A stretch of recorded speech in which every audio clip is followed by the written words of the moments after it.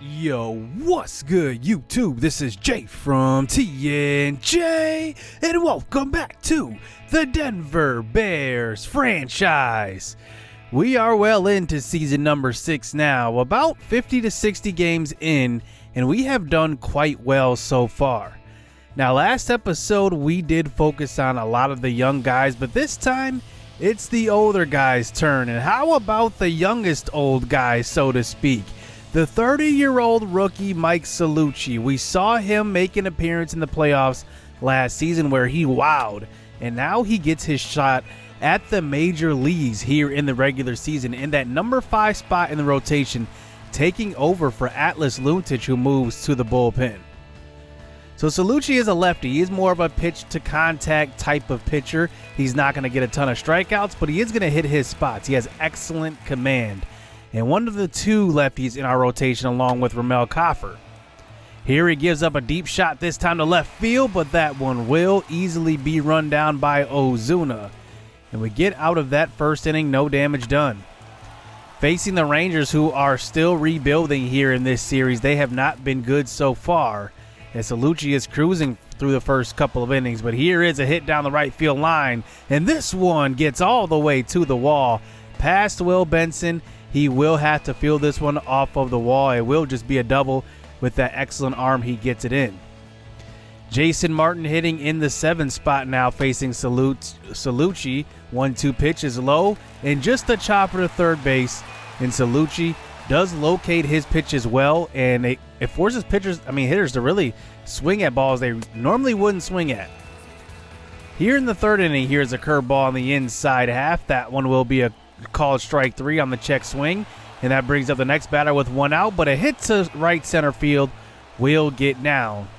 Saluci 36 pitches through 2 1/3 innings. That brings up Ethan Erskine at the top of their lineup. Here's a hit down the right field line, and that one does hit the chalk.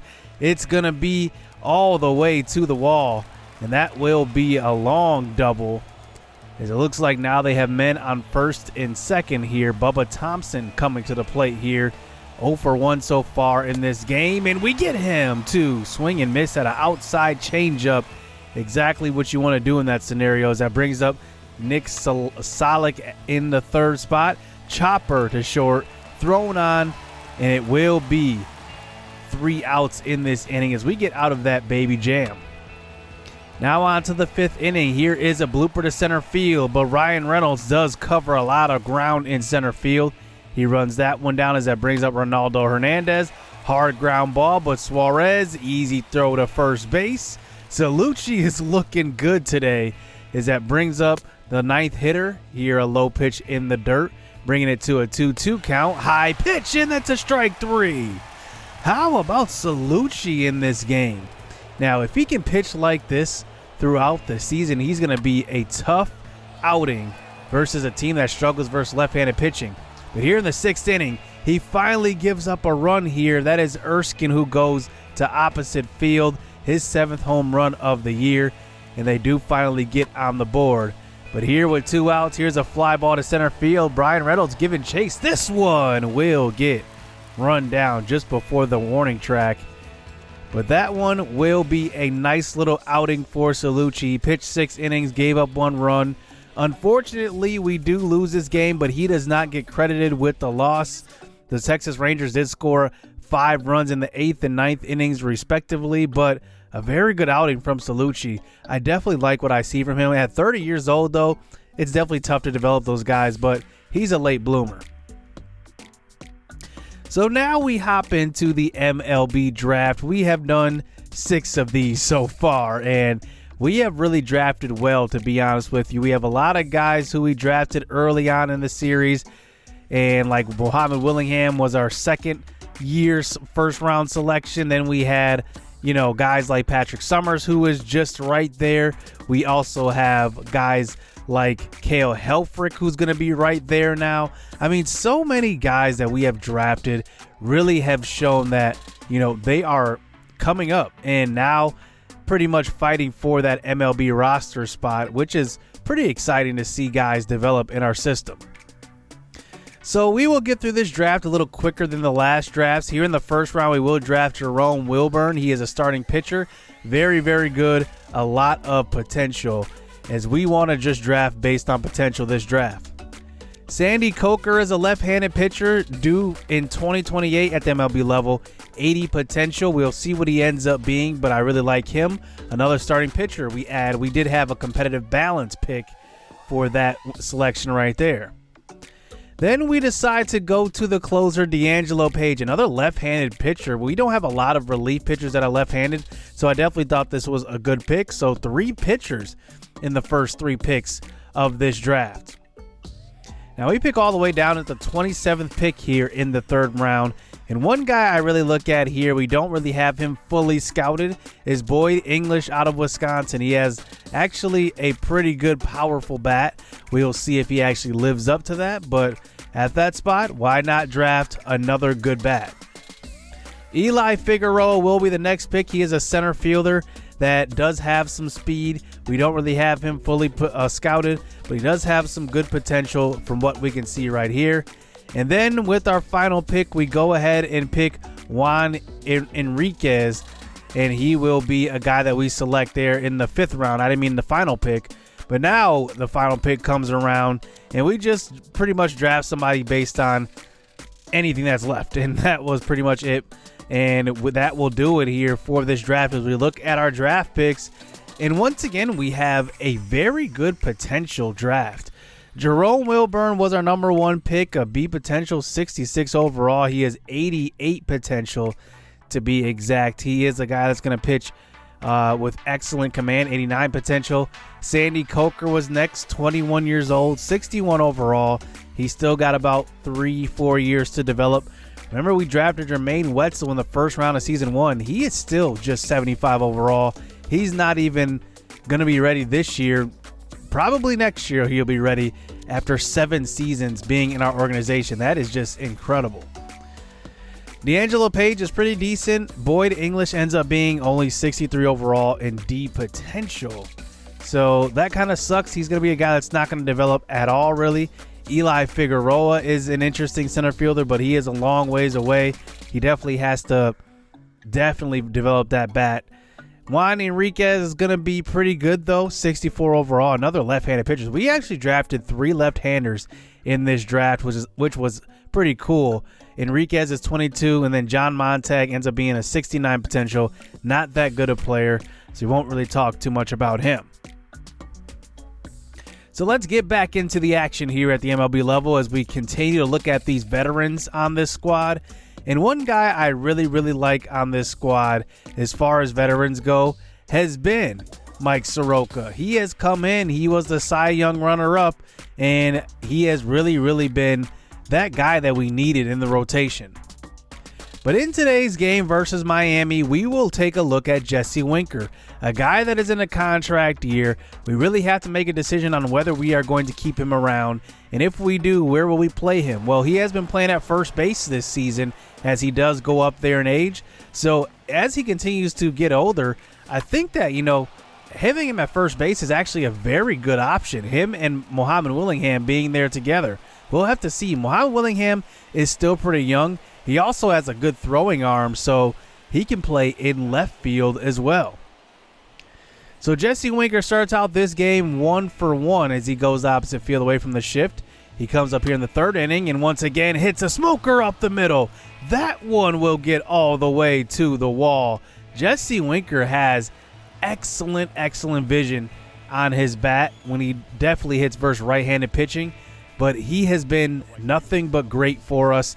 Last year in the playoffs, he definitely came up a little small, but I don't expect that to stick around this year. He is a big part of our offense. Here in the 4th inning, his 3rd at-bat, he hits another solid line drive, but this one is right to center. 2 for 3 today. Coming up in the 7th inning, he's now got that average above 300, 305 to be exact. He gets a low pitch. This one is absolutely smoked. It's a home run into the bullpen. His 11th of the year. That one only goes 375, but it got out in a hurry. 3 for 4 game here for Winker. Low pitch, and he just goes down and gets it. I love hitting with Jesse Winker. On to the 9th inning now, facing Luis Oviedo, and that one will be a grounder up the middle, and it will be a single for Jesse Winker. A 4-for-5 day. How about that speed burst that Tim Anderson just got getting to that ball? Look at how fast he ran to it all of a sudden, and then gathers himself, but can't get Jesse Winker out.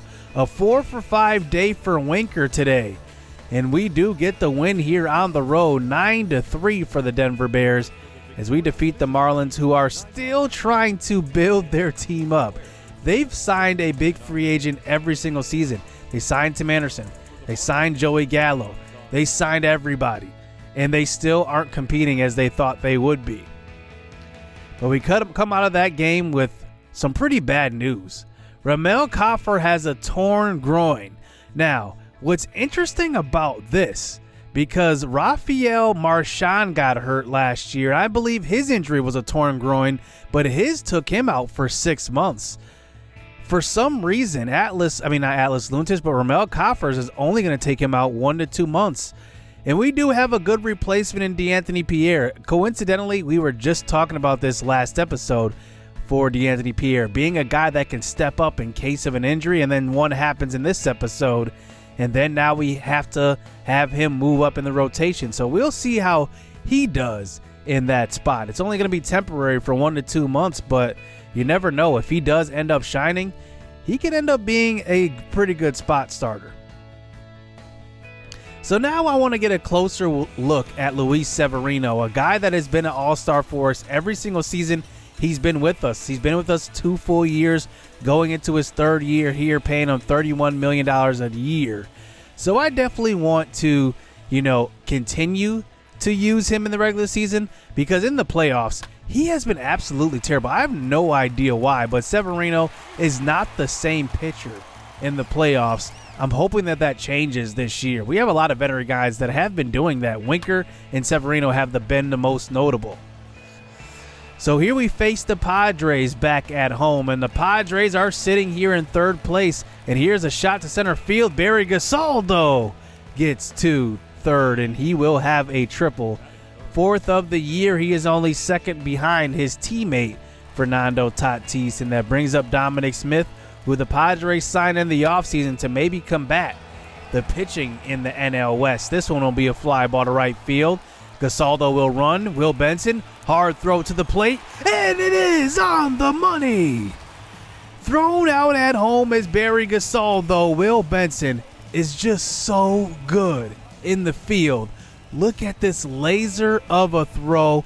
It gets Gasaldo on the arm. Excellent tag that time by Marchand, and it is just a dart. Man, he has such a great arm. It is a treat to watch Will Benson play in right field. If only he can just get that bat to come around. Maybe this year will be his year. So now we move on to the 5th inning. Here is Severino giving up a deep fly ball, but for some reason Brian Reynolds cannot get to it, and it will be a triple. And Gasaldo tries to get home again and gets thrown out for the 2nd time today. And it will be a 2-0 lead here for the Padres going into the 6th inning.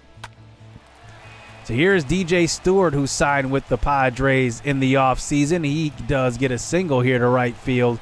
But the Padres need more than just good hitting, as here's Machado at the plate. Strike 3 called, and that one will be won't be a strike 3. That will just be a swing and a miss. And we will bring up 2 outs here in this inning. Machado, chopper to 3rd. Ground ball to Suarez. Tatis has moved down in their order. He hit 6th for some reason with them. Today, he's hitting actually 7th in the lineup. I have no idea why they have him hitting so low. So we move on here, and the Padres do add 4 in the 7th, add 1 more in the 9th, score 7, and end up beating us in this game 7-0, as we do get the loss here. And it looks like Gasaldo went 4 for 5 today. He was actually a single short of a cycle. I think he had 2 triples today, and I don't know what happened there, but he tried to go for that inside the park home run. He would have had an inside parker and an actual home run. Has that ever happened in a game? I'm pretty sure it has, but I don't remember that at all. So now we move on to this series here with the Brewers. We are 49-26. We just continue to win games. Our pitching has just been dominant, and that has just been the story of this year. We don't really have to worry about pitching anymore. We are first ranked in pitching, and it shows as we are 23 games over 500 up to this point. Here is Luis Arias, the World Series MVP. We will focus on him here in this game. And Luis Arias is a guy that played for the Cubs the last couple of seasons, and he's used to facing the Brewers, and he will hit that one to right field. I love him so much because he is a guy that is going to hit the ball solidly at the plate. He's going to hit for average for sure, get on base a whole lot, and he is going to be a guy that's going to contribute in the playoffs. He has that playoff experience as well, so bringing that to the Bears is definitely very valuable. Here he goes for his third at-bat of this game. He does just hit a flare to left field. That is Christian Yelich in left, and he will just get under that one. 2 outs now, and we move on to the 7th inning. This time, bases loaded for Arias in a 2-2 game facing Devin Williams, but it will just be a hard ground ball up the middle, and the Brewers will get out of that inning, and they will go on to win this game 3-2 at home, as Luntich comes in and gets the loss in this one. But, you know, one thing I like about our team is that we do have the good mix of youth and experience. And Garrett Hampson, how about him? 2 for 3 in this game. Our former center fielder. When he left from us, he did sign a 3-year, $10 million deal. I guess $10 million a year, I should say, with the Brewers. So he is coming up on a contract year as well. So another guy I want to look at, and probably the last veteran that I want to look at here in this episode, is Eugenio Suarez. He's going into a contract year as well, and I'm not really sure what I'm going to do with him because he is older. He is declining pretty quickly, but he still actually leads our team in home runs with 22 on the year. So we'll see what happens with him towards the end of the year. His average is lower than what he usually hits. So here is Suarez facing A.J. Williams and the Arizona Diamondbacks. That one will be a fly ball to left field in his first at-bat. Now, Suarez really gave us that boost in the playoffs, and he was our best hitter by far. Here he gets a low pitch. This one is deep to left field, and it's going to get over the wall. It is a home run, but we're down 5-1 here, his 23rd of the season. And that one brings us within 4 runs, but Suarez has been quite the bat to have in the lineup. 6-1 game. This one's also crushed. His second of the game, but still a solo home run. It is 6-2, but Suarez showing off the power. That one was absolutely crushed, 450. And that one won't be coming back anytime soon. But now we're still down. Now 6-4. What about another solo jack here to make it 5-6? That would be crazy. He gets a hanger and just hits this one hard to left field. Hopefully breaking a little slump as he was slumping a little bit. Excellent game today, going 3 for 4. But it just won't be enough, as here we do sim the rest of the game here to get to his next at-bat. And they actually do take him out of the game. Looks like Zion Storm got subbed in for him to pinch run. And we do end up going on to lose this game and by a score of 6-5. But no big deal, because even these games that we're losing in these type of player-focused episodes, we're still winning the rest of them. Like, we are that good of a team. Willy Adames goes 1 for 4 for Arizona. They get the win. But you can just see there's a whole lot of green in the month of June. A whole lot of wins, as we did end up actually having a great month. And we sit here on top of the NL West. But surprising to me is that we have no all-star starters. None. 0. How can the best team in baseball, which we are right now, have 0 all-star starters? It just doesn't make any sense. I wish, MLB The Show would kind of have better logic there. Kind of like, with the awards that we had. We should have won at least one of the last 2 rookies of the year. We should have won the Cy Young last year with Mike Soroka. I have no idea how he did not win that one. Jose Barrios won it over him. The only thing he had on him was more strikeouts. We had about 6 more wins and about 4 less losses. It was just incredible. We had a lower whip and a lower ERA. Didn't win it at all. And look at this. Mike Soroka's 8-2, has an excellent ERA and an excellent whip, and he's like 15th as far as pitchers go in the NL for All-Star. And we have the best record in baseball. It makes 0 sense. Now, looking at our prospects, though, I'm not going to really focus on them too much this season. But Patrick Summers, who we drafted in the first round 2 seasons ago, he is the number 2 prospect in baseball at this point. We have not moved him up yet, but he's still down there in an option if we wanted to move him up. But do we really need him right now? Cale Helfrich is a guy that I actually might move up pretty soon because of his bat, because of his pretty good defensive ability. It's not great, but it's okay. He definitely has a good arm and is a good fielder, so we'll have to see. Another prospect of ours is 25-year-old Jackson Lee. We traded for him 2 seasons ago, and now he is at the AAA level and 80 overall. I mean, we just have so much depth right now that we can kind of take our time with a lot of these prospects. If we're going to have prospects well into the 80s overall and not even be at the MLB level, it's going to be kind of funny. Takeo Oda, another good outfielder, has a lot of speed. He is a right fielder, not the greatest of hitters, but he's going to be like a leadoff guy, to be honest with you. He has excellent speed. And then there's Jermaine Wetzel, who is now in the top 50, our number 1 pick in season number 1. He is finally having a big breakout year. He's at the AA level right now with the Yard Goats, but .95 whip and a 2.61 ERA, having an excellent season. So I plan on getting through the All-Star break next episode and into the month of July and moving on to September. I don't know how far I will get through, but I definitely want to get through a lot because I want the regular season to go fast now. We easily have the best pitching in baseball at this point. We don't have the best hitters in baseball, but we are pretty good. I want to just get to the playoffs. I know we're going to make it because we are just that good of a team. So I want to just get there, get through this regular season, and see what we can do in the playoffs next season or this year. So hit subscribe, hit that like button. More Denver Bears coming up next. Stay tuned. Let's get it. Let's go.